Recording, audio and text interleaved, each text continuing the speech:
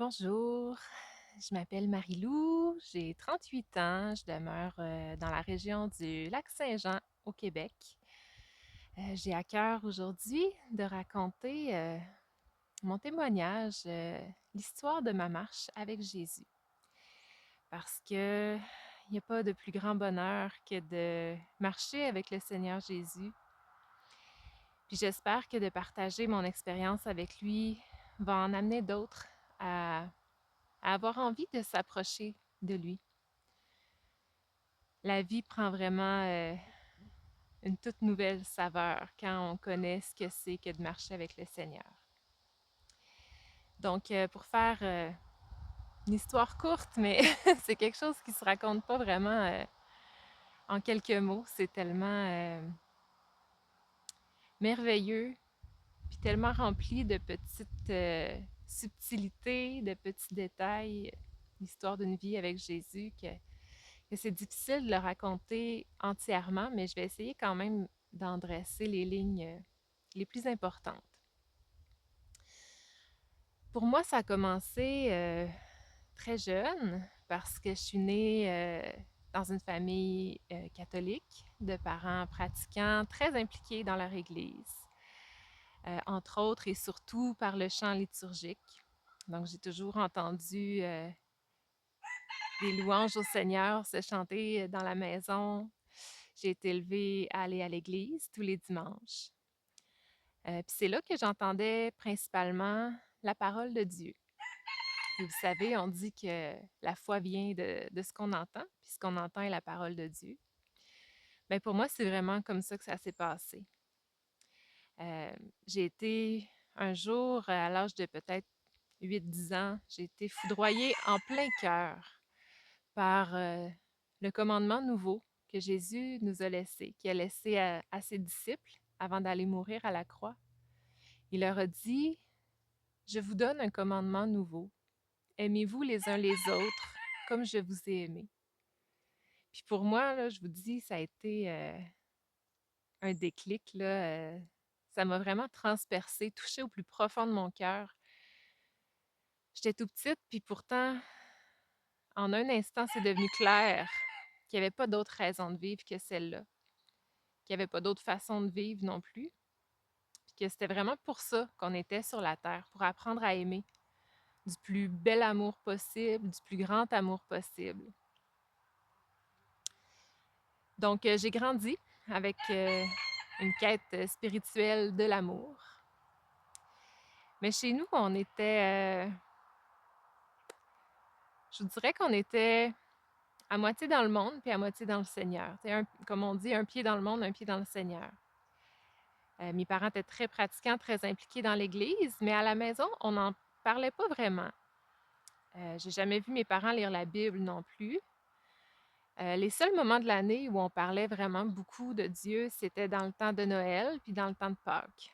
Donc pendant toute l'Avent puis tout le Carême, pour moi, c'était vraiment les plus beaux moments de l'année. J'ai toujours pris énormément plaisir à ces temps-là de l'année parce que c'était un temps où Jésus était vraiment à l'honneur. C'était des fêtes qui étaient très centrées sur le Seigneur. Puis j'étais, du plus loin que je me rappelle, j'ai toujours été fascinée par les choses de Dieu. J'ai grandi avec cette quête-là de l'amour, mais dans un contexte où on croyait que, bon, Dieu aime tout le monde, Jésus est venu pour sauver tout le monde, l'enfer n'existe pas, le péché s'est dépassé. Fait que c'est un petit peu dans cette ambiance-là que ma quête spirituelle a commencé. Puis, bon, pour toutes sortes de raisons que je vais vous épargner ici, que j'ai fini par comprendre avec des années d'introspection, mais en voulant aimer sans avoir les balises bibliques de ce qu'est le véritable amour, ce qui est le bien, le mal, bien, en voulant aimer, j'ai très mal aimé et j'ai beaucoup péché. J'avais toute mis mon attention sur la première partie du commandement, le aimez-vous les uns les autres, mais j'avais complètement occulté la deuxième partie où Jésus dit comme je vous ai aimé, vous devez vous aussi vous aimer les uns les autres. Donc, je me suis pas efforcée à aimer comme Jésus, je me suis efforcée à aimer comme les gens du monde. Donc, pendant mon adolescence, au début de ma vie adulte, c'est ça, j'ai beaucoup péché. Je voulais bien faire, je voulais aimer, j'étais vraiment sincère, mais j'ai énormément péché. Je me suis beaucoup fait souffrir moi-même. J'ai fait souffrir les gens parce que, vous savez, je le sais pour l'avoir expérimenté, puis un tas d'autres personnes peuvent en témoigner aussi. Le péché, ça blesse. Le péché entraîne des blessures qui, s'ils ne sont pas adéquatement traités, vont donner encore plus de péché. Ça devient un cercle vicieux dont c'est pratiquement impossible de sortir. Il y en a seulement qu'un qui peut nous en libérer. Mais moi, j'étais prise là-dedans, je connaissais pas, j'étais même pas consciente que j'étais esclave du péché, parce que je croyais même pas au péché. Mais c'est ça. Dans mon adolescence, puis ma vie de jeune adulte, j'ai été esclave du péché. Pour moi, c'était beaucoup les relations amoureuses, la séduction, la sexualité. Ça a amené beaucoup de problèmes dans ma vie. Pour fuir la souffrance qui découlait des blessures du péché, je me suis beaucoup engourdie, le cœur et l'esprit, avec l'ivresse de substances qui jette un voile d'illusion sur la réalité. Tout ça, ça se vivait dans l'ombre. Extérieurement, là, en apparence, j'étais vraiment une bonne petite fille, rangée, à son affaire. J'étais travaillante, j'étais bonne à l'école, je faisais du sport, de la musique, tu sais, j'étais impliquée, talentueuse, performante. Mais tout ça, ça passait avant ma relation avec Dieu. Quoique, du plus loin que je me rappelle, j'ai toujours eu l'habitude de réciter un Notre Père le soir avant de m'endormir, puis de dire merci au Seigneur pour 3 éléments de ma journée. C'est quelque chose que je trouvais vraiment important, puis je pense que cette habitude-là, qui s'ajoutait à un amour immense pour le chant sacré, pour la louange, ça a évité que je coupe complètement ma relation avec Dieu. Même dans les années où j'étais le plus profondément dans le péché. J'étais vraiment convaincue, j'avais la certitude que Dieu existait. Parce qu'à 17 ans, j'ai vécu quelque chose aux funérailles de mon parrain qui est décédé dans des circonstances tragiques. C'est des funérailles particulièrement tristes. Mais j'ai eu ce que je considérais à l'époque une preuve de l'existence de Dieu. En tout cas, moi, ça m'a vraiment convaincue que Dieu existait, qu'il était vivant, qu'il était bien réel, puis qu'il prenait soin de ceux qui mettaient leur confiance en lui. Parce qu'aux funérailles, les gens qui étaient les plus touchés, les touchés de plus près par la mort de cet homme-là, je pouvais voir en eux, eux qui avaient la foi, je les voyais, malgré tout le drame de la situation, je les voyais être apaisés, puis relativement sereins, autant qu'on peut l'être dans ce contexte-là. Mais je voyais vraiment la consolation qu'offre le Seigneur à ceux qui la cherchent en lui. Alors qu'à l'opposé, je voyais d'autres membres de la famille qui étaient peut-être moins proches du défunt, mais qui n'avaient pas la foi. Je les voyais être complètement dévastés. Puis ça, moi, ça m'a vraiment convaincue de l'existence de Dieu, de sa bonté, de sa bienveillance pour ceux qui l'aiment. À 21 ans, après mes 3 années de cégep, où bien que j'étais une bonne étudiante, travaillante à mon affaire, j'ai vraiment profité de tous mes temps libres pour faire la fête. Ça a été des années de débauche. Dieu a fait un premier coup d'éclat dans ma vie pour me ramener à lui. Je suis tombée enceinte et célibataire en même temps. Moi qui avais été élevée dans une famille pratiquante, On m'avait toujours inculqué que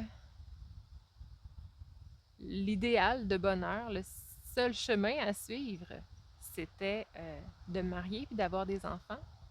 Il n'y avait comme pas d'autre modèle que celui de la famille nucléaire typique. Donc, quand je suis tombée enceinte et célibataire à 21 ans, je voyais cet idéal de bonheur être anéanti. En plus de mes grandes ambitions universitaires, parce que là, je commençais à l'université, j'étais douée, j'avais vraiment des grandes ambitions. Mais là, tout ça venait d'être ébranlé. Ça a été un moment extrêmement difficile, mais mes parents ont été vraiment extraordinaires pour moi à ce moment-là.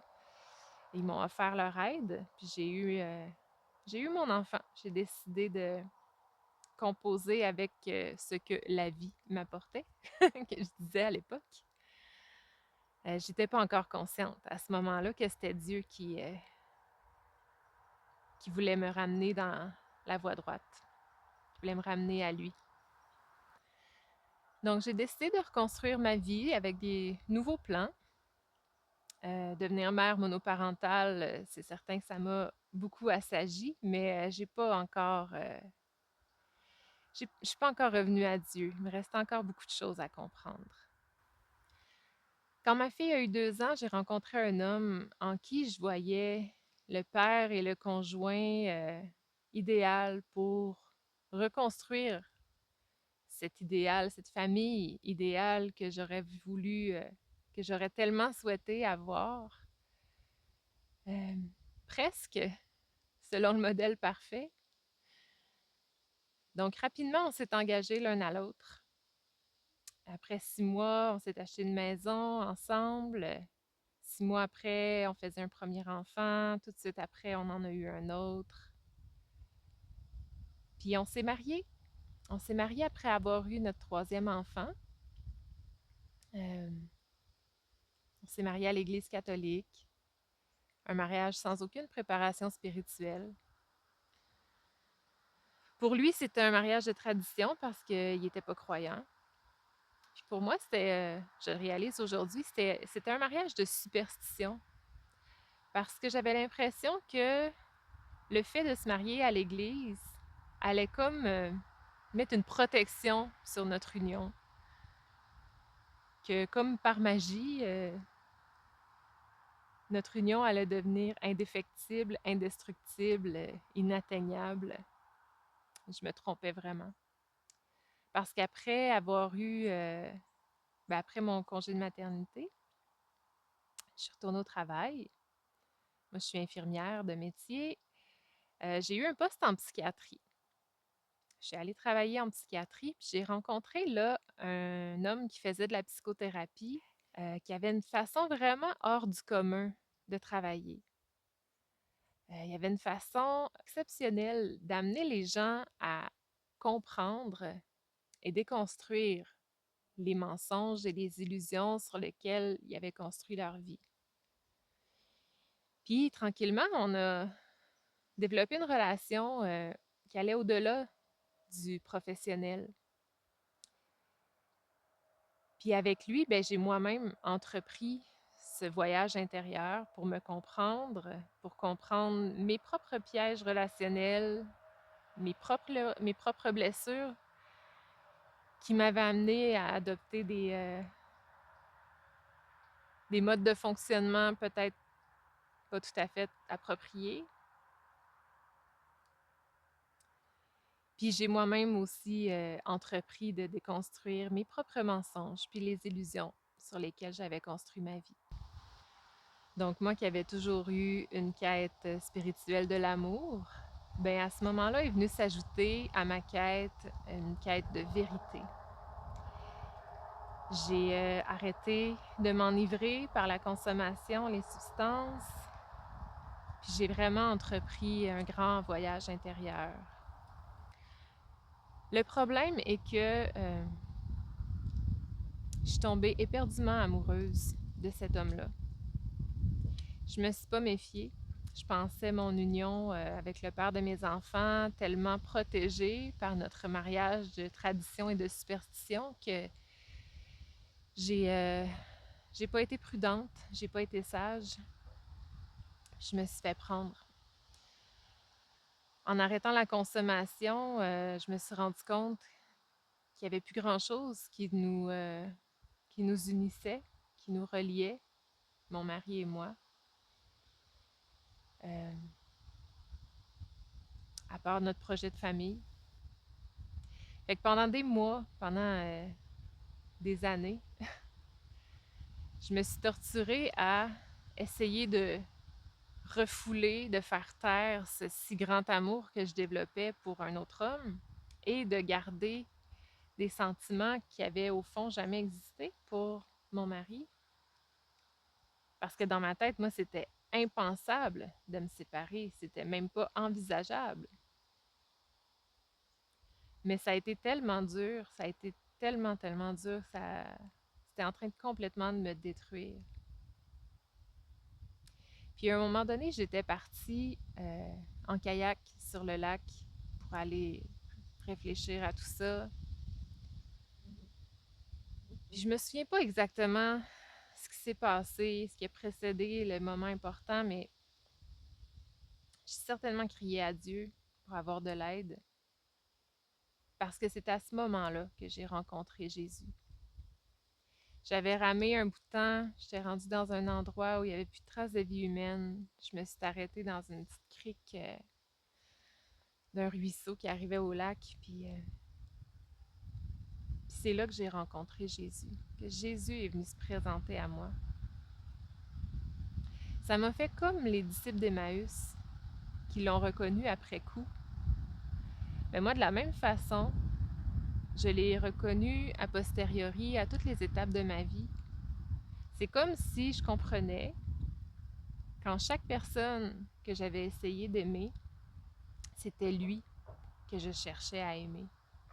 Puis en même temps, je comprenais qu'à chaque fois que j'avais essayé d'aimer, c'était son amour à lui qui aimait à travers moi, mais que ma nature pécheresse avait complètement corrompu ce qui aurait pu être un amour pur et saint. Une rencontre avec le Seigneur, c'est vraiment difficile à raconter puis à expliquer. Mais je peux vous dire que quand on se trouve en présence de Dieu, il y a un feu brûlant qui est indescriptible, mais qui est tellement bon. Puis ce jour-là, on est au début de l'été 2015, printemps-été 2015. C'est là que j'ai décidé de suivre Jésus. À l'époque, je n'avais jamais connu d'autres chrétiens que des catholiques. Donc, en voulant suivre Jésus, j'ai pris le seul chemin que je connaissais, celui de la religion catholique. Donc, pendant 5 ans, j'ai été très fervente religieuse, très pieuse. J'allais prier avec les moines aux prières de la liturgie des heures. Je récitais des chapelets, j'apprenais les prières par cœur. Je faisais des retraites silencieuses dans des monastères. Je voulais comprendre, là, j'étais fascinée par la liturgie. Je voulais comprendre le sens, la symbolique de chaque geste, chaque parole, la couleur des objets, pourquoi on fait telle chose à tel moment. J'étais complètement fascinée par ça. Moi qui ai toujours aimé la lecture, je me suis mis à lire des encycliques des papes, des livres des pères de l'Église. Puis tranquillement, ça m'a amené à vouloir lire de plus en plus la parole de Dieu. Parce qu'au début, les textes des religieux m'amenaient à aller voir les textes auxquels ils faisaient référence dans la Bible, mais plus ça allait, plus j'avais de plaisir à lire dans la Bible, puis moins j'étais intéressée par les textes des religieux. Pendant ces 5 ans-là de ferveur spirituelle très intense, euh, j'ai dû mener un très dur combat entre la lumière et les ténèbres. Encore là, c'est des choses qui ne s'expliquent pas, mais chaque jour et chaque instant, je pouvais sentir, je me sentais tellement attirée par Dieu, puis j'avais tellement faim et soif de Dieu, mais en même temps, je me sentais constamment assaillie par les forces du mal. Je voyais le combat spirituel se mener à chaque instant. C'était vraiment difficile. Puis pendant des années, je me suis questionnée sur le passage où Jésus dit celui qui veut me suivre, qu'il renonce à lui-même, qu'il se charge de sa croix chaque jour et qu'il me suive. Je me suis tellement demandé ce que ça voulait dire concrètement pour moi, renoncer à moi-même. Pendant des années, je me suis questionnée là-dessus, puis je trouvais pas la réponse. Mais pendant ce temps-là, j'ai continué à m'enfoncer dans le péché, malgré toutes mes bonnes intentions, malgré tous mes efforts.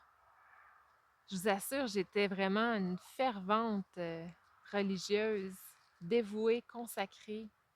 Mais tous ces efforts-là m'ont jamais permis d'apprendre à renoncer à moi-même. Donc, dans ce combat spirituel, dans cette guerre spirituelle, j'ai encore une fois énormément souffert. J'ai laissé mon mariage, ma famille a été brisée, j'ai perdu un quatrième bébé. Ça a été très dur. Il y a des fois, plusieurs fois, où le Seigneur est venu à mon secours. J'ai senti sa présence à côté de moi pour venir m'arracher aux griffes de la mort parce que le combat était tellement difficile.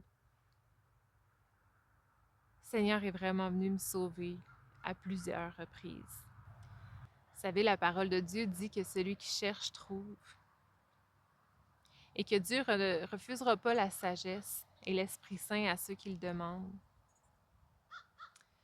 Ben moi, j'ai connu la nouvelle naissance en 2020, alors que j'étais en retraite silencieuse dans un monastère de Charlevoix. C'est un monastère de tradition byzantine où il y a beaucoup d'iconographie, où ils sont beaucoup axés sur le rituel, tout est solennel, tout est lent. C'est c'est d'un esthétisme vraiment magnifique. Ils font aussi beaucoup d'adoration du Saint-Sacrement.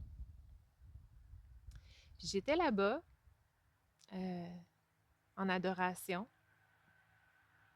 Puis je sais que j'adorais pas ce qui était physiquement présent dans la chapelle. J'étais complètement absorbée dans ma prière, dans mon moment avec le Seigneur. Puis à un moment donné, j'étais tellement concentrée en communion intime avec Dieu qu'ils ont tout ramassé, ils ont rangé le Saint-Sacrement, puis tout le monde est parti, puis je suis restée toute seule dans la chapelle. Puis à un moment donné, j'ai ouvert les yeux, puis là, je me suis rendu compte que tout le monde était parti, que le Saint-Sacrement était rangé dans le tabernacle, puis que je sentais pas moins la présence de Dieu. Fait que là, j'ai commencé à... Ça a comme semé quelque chose. J'ai continué ma fin de semaine, en tout cas ma journée. C'est en lisant, en relisant. Ça faisait quand même déjà 5 ans que je lisais la parole de Dieu, mais c'est en faisant une relecture de l'Épître aux Romains dans ma petite chambre de monastère que le Seigneur a ouvert mon esprit, qui a complètement renouvelé ma compréhension des choses. C'est en lisant l'Épître aux Romains que je suis née de nouveau, que le Seigneur m'a amené à comprendre que Jésus n'était pas venu amener une religion sur la terre, mais qu'il était venu nous apprendre à avoir une relation avec lui. Donc, quand je suis retournée dans la chapelle, j'étais complètement transformée. Mon regard sur les choses était complètement renouvelé. Tout ce qui m'avait toujours fascinée avant dans la liturgie, les rituels, tout ça, c'était devenu comme de la boue à mes yeux. Je comprenais que c'est pas ça que le Seigneur aime. Donc, j'ai écourté mon séjour, je suis partie de là avec la certitude que j'y retournerai plus. Là, on est en septembre 2020. De septembre à décembre, il a fallu que l'esprit brise les chaînes de la religion puis de la tradition parce que c'est vraiment difficile de sortir d'une religion, surtout quand on est né dedans puis que c'est là-dedans qu'on a grandi. Il y a beaucoup, beaucoup de choses à déconstruire, puis des fois, ça donne le vertige, tu sais, tellement il faut repartir à neuf sur des bases profondes. Fait que c'est ce que j'ai fait de septembre à décembre. Puis c'est la messe de Noël 2020 qui a été ma dernière messe en tant que membre de l'Église catholique. Puis c'est drôle parce que quand on est catholique, pendant l'Avent, pendant les semaines qui précèdent Noël, on se prépare à accueillir Christ. Ben moi, c'est vraiment ce que j'ai fait en 2020. Puis à la messe de Noël, j'ai vraiment accueilli le Seigneur Jésus dans ma vie. À ce moment-là, j'étais en relation avec un païen. J'ai décidé d'offrir mon célibat au Seigneur. J'ai quitté cette relation-là, moi qui avais toujours été dépendante des relations amoureuses, de la séduction, de la sexualité, comme je vous disais. Là, j'ai vraiment embrassé le célibat en disant au Seigneur que je lui offrais en guise de sacrifice d'action de grâce pour le salut, pour la vie nouvelle qu'il me donnait en Jésus. Puis il m'a complètement libérée de tous mes besoins affectifs, sexuels. Puis là, je me suis engagée devant Dieu à ce que si je revivais une relation amoureuse, ce serait dans le cadre d'un mariage selon sa volonté. Donc, depuis quelque temps, j'avais commencé à avoir des discussions avec un couple que j'avais connu par le travail, un couple de chrétiens non catholiques, qui travaillait à mettre sur pied une église maison qui se voulait sans dénomination, fidèle au modèle de l'église primitive, comme on la voit dans les Actes des Apôtres. Puis ça, c'était vraiment un projet qui venait me rejoindre énormément parce que maintenant que j'étais libérée des chaînes de la religion, je voulais vraiment obéir à la parole de Dieu seule. Donc, c'est à eux que j'ai demandé le baptême en décembre 2020. Puis je l'ai demandé vraiment avec un sentiment d'urgence, là. C'est comme, il faut que je sois baptisée, je veux suivre Jésus, je veux vivre pour lui. Donc, je me suis joint à eux, puis ils m'ont préparé au baptême pendant quelques mois. On avait des rencontres, on discutait des fondements de la foi chrétienne. Puis j'ai été baptisée en juin 2021 dans les eaux vives du lac Saint-Jean. C'était vraiment un moment précieux, spécial et très précieux. Pendant ces mois de préparation au baptême, mon amour pour Dieu et pour sa parole n'a fait que grandir. Je faisais plus seulement lire la parole, je l'étudiais. Je me suis mis à accumuler les différentes traductions de la Bible, à tout le temps comparer les versions, à aller voir les racines hébraïques et grecques des textes pour vraiment comprendre le sens. J'avais vraiment fortement à cœur de ne plus obéir aux hommes, de ne plus écouter les enseignements des hommes, mais seulement et uniquement ceux de Dieu lui-même qui nous révèle dans sa parole. Notre Église maison, ça se voulait sans dénomination, mais je dois avouer qu'il y avait une forte influence de la spiritualité pentecôtiste. Donc, beaucoup de manifestations surnaturelles de l'esprit. Les visions, les paroles prophétiques, le parler en langue, les songes, les guérisons, ça prenait beaucoup, beaucoup de place dans la vie d'Église, dans la spiritualité de chacun de ses membres. Moi, ça faisait écho à des choses que j'avais expérimentées dans mon cheminement catholique quand j'ai fait des retraites qui étaient près du mouvement charismatique catholique. Pas très longtemps après mon baptême, en 2021, j'ai connu par les réseaux sociaux un chrétien qui faisait du rap chrétien. Ses textes me touchaient énormément.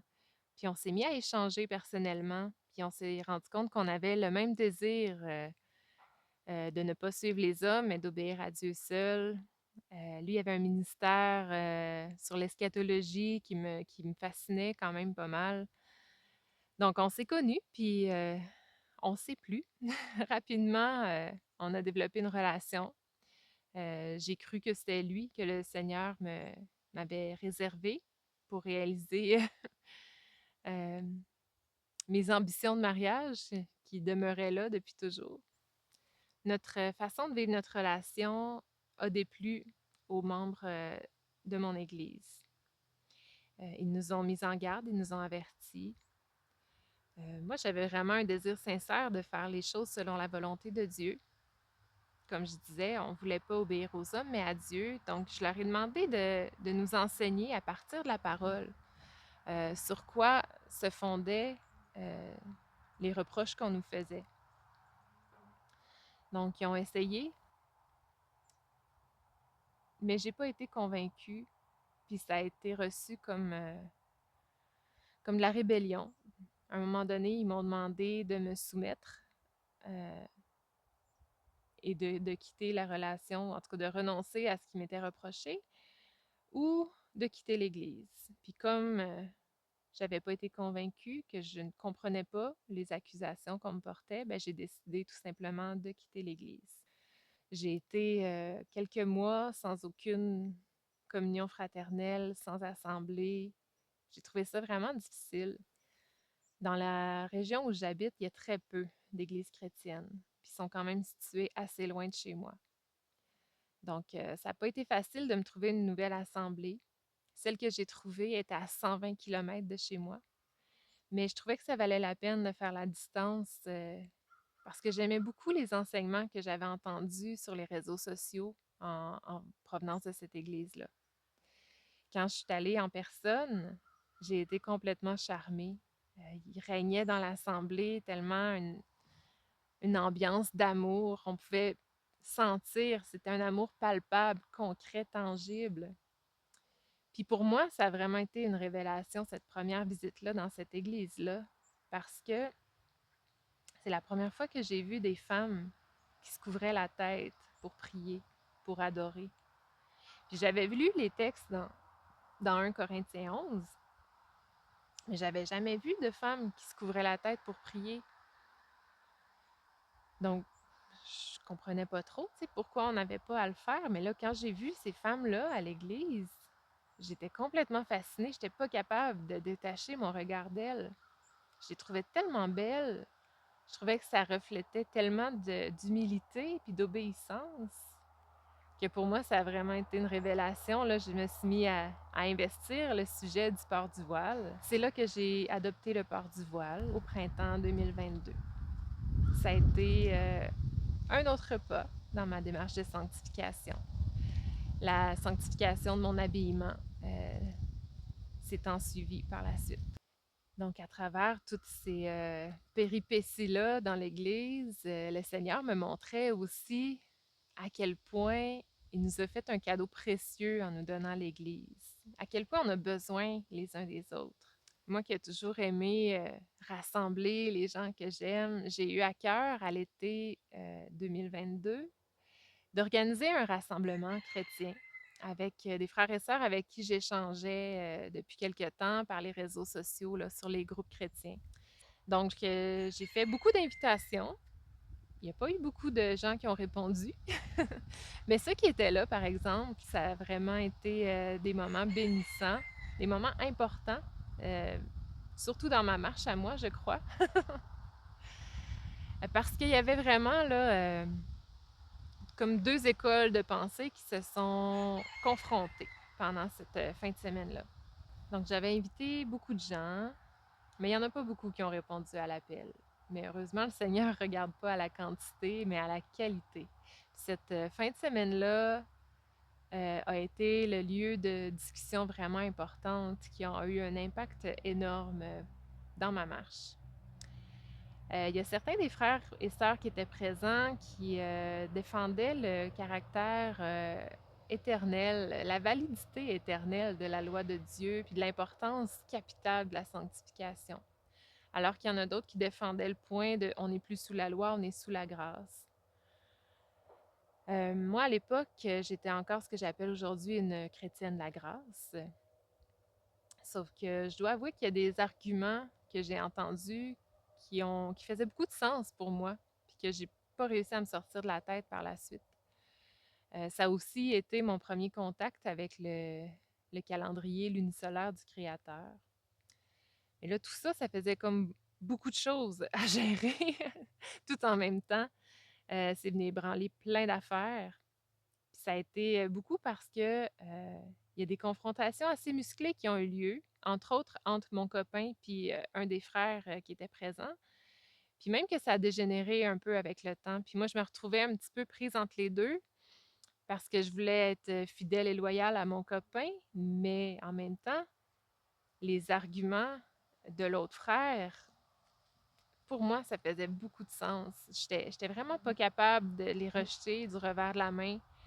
Je me questionnais énormément, puis ce questionnement-là a pris de plus en plus de place jusqu'à m'en troubler profondément. Donc, pendant des mois, j'ai sondé les Écritures, j'ai prié, j'ai demandé la lumière du Seigneur sur la question, j'ai pris des avis des pasteurs, de frères et sœurs plus matures dans la foi. J'avais la certitude que je devais découvrir la vérité sur cette question-là. Euh, Ça a été, je l'ai porté comme un fardeau pendant un temps. Ça a été vraiment lourd. Ça minait ma joie, ça assombrissait ma lumière, mais il fallait que j'aille au fond de ce sujet-là pour avoir une conviction là-dessus parce que ça me semblait trop important. Mais à travers tout ça, ben, je cheminais dans ma démarche de sanctification. Donc, j'ai cheminé avec cette assemblée-là, qui était une assemblée de frères pendant un bout de temps. Puis ça a été vraiment des étapes importantes, ça aussi, dans ma marche avec le Seigneur. Je me questionnais beaucoup sur ma sanctification, sur les choses qui m'avaient été reprochées dans ma première église. Ça avait quand même semé quelque chose en moi. Puis la parole nous dit que Dieu bénit l'obéissance. Dieu bénit ceux qui lui obéissent. Donc, mes premiers pas dans la sanctification, entre autres l'adoption du port du voile, la sanctification de mon habillement, ça l'a amené d'autres transformations dans ma vie. Puis l'Esprit m'a convaincu de certains péchés. J'ai compris des choses. Puis à un moment donné, j'ai exposé à mon copain de l'époque qu'il fallait qu'on se repente puis qu'on transforme certains éléments de nos vies. Euh, de notre relation ensemble, mais j'en ai aussi exposé à lui des choses qu'il devait présenter devant le Seigneur pour être transformé et pardonné. Il n'a pas bien reçu l'exhortation que je lui ai adressée, puis il a décidé de mettre un terme à notre relation. J'ai trouvé ça vraiment dur parce que j'avais vraiment cru que c'était lui que le Seigneur me réservait. Mais vous savez, la parole dit que tout ce qui n'est pas le produit d'une conviction est un péché. Quand l'Esprit nous convainc de quelque chose, quand l'Esprit nous convainc de pécher, si on n'obéit pas, on est en faute. Donc, j'ai tenu ferme sur les convictions qu'il m'avait données. Puis le Seigneur a continué de me bénir. Le Seigneur bénit vraiment l'obéissance. Euh, on est à l'automne 2022. Ça faisait maintenant 7 ans que je lisais la parole de Dieu. Je l'avais toujours lu de façon désordonnée. J'essayais d'aller dans tous les livres, mais je ne l'avais jamais lu d'une couverture à l'autre, en ordre chronologique. Puis, dans le cadre d'un cours du mercredi soir à l'église, j'ai eu à cœur de me mettre à lire la Bible d'une façon différente. J'ai entrepris de la lire en commençant dans Genèse et dans Matthieu, puis de lire l'Ancien et le Nouveau Testament de façon chronologique en parallèle. Donc, chaque matin, je lisais 3 chapitres dans l'Ancien Testament, 3 chapitres dans le Nouveau. Puis cette façon de lire-là a complètement transformé ma vie, ma compréhension de qui est Dieu. Avant ça, j'avais toujours vu l'Ancien Testament comme un paquet de règles rigides, sévères, austères, froides. Puis je voyais dans le Nouveau Testament tout l'amour de Dieu manifesté en Jésus, toute sa miséricorde, sa grandeur infinie. Mais là, dans cette façon-là de lire, cette nouvelle façon-là, là, je me suis mis à voir dans l'Ancien Testament tout l'amour d'un père aimant pour ses enfants qui donne des règles, pas des règles froides, strictes, mais des règles d'amour qui tracent le chemin, qui montrent à ses enfants comment ne pas se faire mal. Puis d'un autre côté, je voyais dans le Nouveau Testament à quel point Jésus avait toujours pointé vers le Père. À quel point Jésus avait toujours voulu nous amener à l'obéissance au Père. Dans cette nouvelle façon-là de lire la Bible, le Seigneur m'a amené à comprendre vraiment ce que Jésus voulait dire quand il a dit: «Le Père et moi sommes un». J'ai compris que l'obéissance au Fils ne pouvait pas amener la désobéissance au Père. Donc, quand le Seigneur, par son esprit, a renouvelé ma compréhension des Écritures comme ça, euh, toute la Bible s'est mise à faire du sens dans une parfaite cohérence. Je me suis mis à voir à quel point l'œuvre de Dieu est parfaite, parfaitement cohérente du début à la fin. En janvier 2023, j'ai rencontré, toujours par les réseaux sociaux, parce qu'il y a très peu de chrétiens dans ma région, mais j'ai rencontré un frère qui avait un amour sans bornes et vraiment contagieux pour la loi de Dieu. Il gardait le sabbat avec un plaisir vraiment communicateur, là. On s'est mis à avoir des échanges très profonds, très enrichissants. Euh, Puis bon, on a approfondi la relation. Le plaisir qu'il prenait à garder les commandements de Dieu a vraiment été l'encouragement qui me manquait pour faire le pas de me mettre à le faire aussi. Donc, c'est en janvier 2023 que je me suis mis, moi aussi, à garder le sabbat. À ce moment-là, je gardais le sabbat du samedi. Lui était un adventiste du 7e jour. Euh, mais rapidement, il y a des choses que j'avais entendues par rapport au calendrier qui avaient semé quelque chose. Puis en m'intéressant plus aux fêtes de l'Éternel, j'ai fini par avoir la conviction par rapport au calendrier lunisolaire du Créateur. Et j'ai fait le pas. J'ai changé de calendrier. Comme je le disais, le Seigneur bénit vraiment l'obéissance. Il bénit ceux qui marchent avec lui, qui lui obéissent. Et depuis 1 an et demi maintenant, ce frère-là et moi, on chemine ensemble. On a énormément grandi tous les deux dans la sanctification. On est maintenant fiancés, puis on marche vers le mariage ensemble. À cause de mes convictions par rapport à la loi de Dieu, au commandement du sabbat, entre autres, au calendrier lunisolaire du Créateur, aux fêtes de l'Éternel aussi, j'ai dû quitter l'assemblée de frères que j'ai côtoyé pendant 1 an et demi. Puis à cause de ses convictions, mon fiancé, lui, a dû quitter son église adventiste qu'il fréquentait à l'époque. Donc, ça nous isole quand même considérablement parce qu'il n'y a vraiment pas d'autres chrétiens qu'on connaît ici dans notre région qui ont les mêmes convictions que nous par rapport à la loi de Dieu. Euh, on a cheminé un temps avec des frères et sœurs ailleurs dans le Québec qui avaient les mêmes convictions que nous, mais la distance rendait les choses difficiles. Euh, une assemblée en virtuel, c'est pas quelque chose de réaliste. On l'a essayé à 2 reprises avec deux groupes différents, puis malheureusement, ça n'a pas réussi comme on l'aurait souhaité. Ça montre à quel point la communion fraternelle réelle, en présence, est importante. Mais quoi qu'il en soit, on tient ferme sur nos convictions. On élève nos enfants dans la foi, dans l'obéissance. On veut les amener vraiment à garder les commandements de Dieu et la foi de Jésus parce qu'on sait qu'à la fin des temps, c'est ça qui va faire toute la différence. On sait que le temps est court, l'horloge avance, que Jésus va revenir un jour pour ceux qui l'attendent pour leur salut, pour ceux qui ont la foi, le témoignage de Jésus et ceux qui gardent les commandements de Dieu. Donc, j'espère que ce partage-là va avoir été un encouragement pour quiconque l'entend, pour aller vers le Seigneur, pour trouver le bonheur, trouver la paix, trouver la joie et surtout pour être sauvé, pour avoir la vie éternelle. Ce qu'on peut trouver en Jésus se formule même pas avec des mots. Il n'y a pas de plus grand bonheur que de vivre avec lui. Puis on sait, avec tout ce qui se passe dans le monde, c'est toutes des choses qui ont été annoncées dans la parole.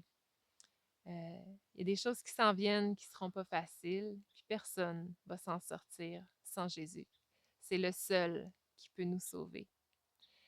Donc, je vous encourage chacun d'entre vous qui écoutez ce message à marcher vers votre Sauveur, à pas vous accrocher à la religion, aux traditions, mais vraiment à aller directement dans la parole pour aller à la rencontre de celui qui ne veut que vous sauver, que vous bénir et vous amener à la vie éternelle avec lui.